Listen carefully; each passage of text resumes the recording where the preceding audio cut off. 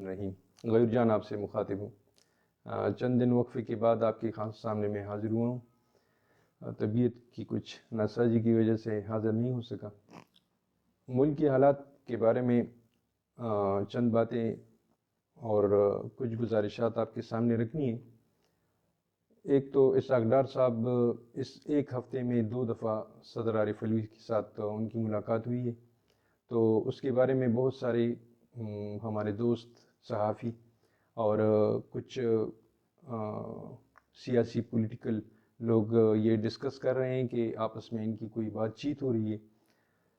بات چیت صرف اور صرف معیشت پر ہو رہی ہے۔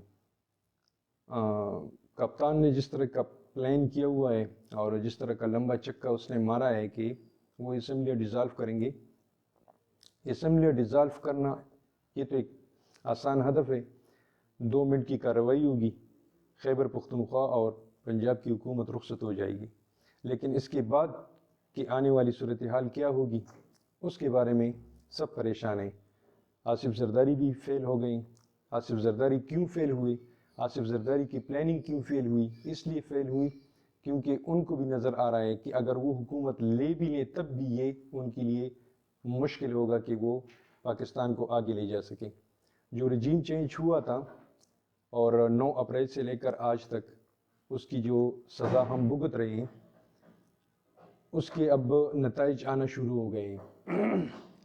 چند دن پہلے میں نے ایک ویڈیو میں یہ بات آپ کے سامنے رکھی تھی اور میں نے اس وقت بھی یہ ڈسکس کیا تھا کہ پاکستان تقریباً ڈیفالٹ کے دہانے پر ہے۔ اس وقت بہت سارے دوستوں نے مجھ سے اختلاف کیا تھا اور بہت سارے دوستوں نے کمنٹس میں بھی لکھا تھا، لیکن آج آپ دیکھ لیں کہ پاکستان کی حکومت کے پاس ادرک، لہسن اور پیاز اس کی خریدنے کے لیے ڈالر نہیں ہے، اور یہ تمام چیزیں پورٹ قاسم پر پڑی ہوئی ہیں، اس کی کنٹینر پڑے ہوئے ہیں، اور یہ چند لاکھ ڈالر کی بات ہے۔ چند لاکھ ڈالر ہمارے پاس نہیں ہے۔ 6.7 ارب ڈالر کی جو ریزروز ہیں وہ ہمارے پاس رہ چکے ہیں، باقی تمام ریزروز ختم ہو چکے ہیں۔ اب اگر ہم الیکشن کی بات کریں تو پھر الیکشن کیسے ہوگا؟ اگر ہم معیشت کی بات کریں تو معیشت کیسی چلے گی؟ اگر ہم تنخواہوں کی بات کریں تو تنخواہیں کہاں سے پھر دیں گے؟ یہ تمام باتیں اب یہ حکومت بھی سوچ رہی ہے، اور یہ بھی اپنے فیس سیونگ کے لیے یہ تمام حربے استعمال کر رہے ہیں۔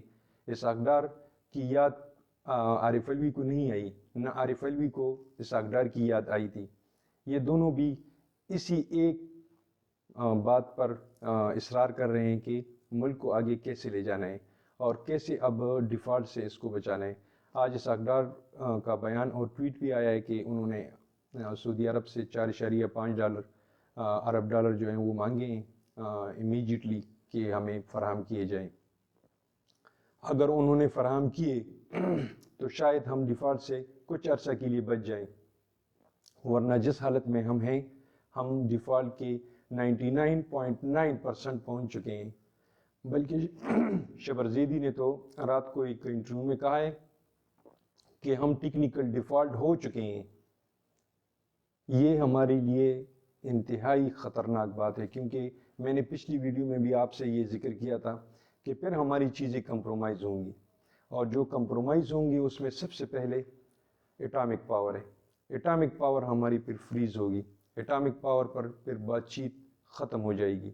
ایٹامک پاور پہ سب سے پہلے ہم کمپرومائز کریں گے، بعد میں موٹر وے آئیں گے، بعد میں پھر ریلوے آئے گا، بعد میں پھر پی آئی آئے گا، بعد میں کچھ اور آئیں گے، لیکن سب سے پہلے یہ ان کی آنکھوں میں کٹک رہی ہے، اور یہی پاور جو ہے، جو اسلامی بم جس کو وہ کہتے ہیں، وہ ہمارا کمپرومائز ہوگا۔ تو یہ سب کچھ اسی لیے ہو رہا ہے کیونکہ اغیار کی آنکھیں اور اغیار کی سوچ ہماری اسی طاقت پر تھی، اور وہ یہی چاہتے تھے کہ یہ ان کے قبضے میں آ جائے۔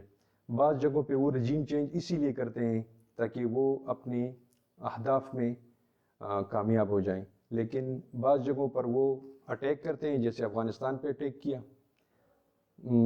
یا دوسرے ممالک پہ، اسلامی ممالک میں جہاں پہ انہوں نے اٹیک کیا ہے، لیکن جہاں پہ وہ اٹیک نہیں کر سکتے وہاں پر پھر وہ رجیم چینج آپریشن کے ذریعے سے یہ تمام کارروائیاں کرتے ہیں۔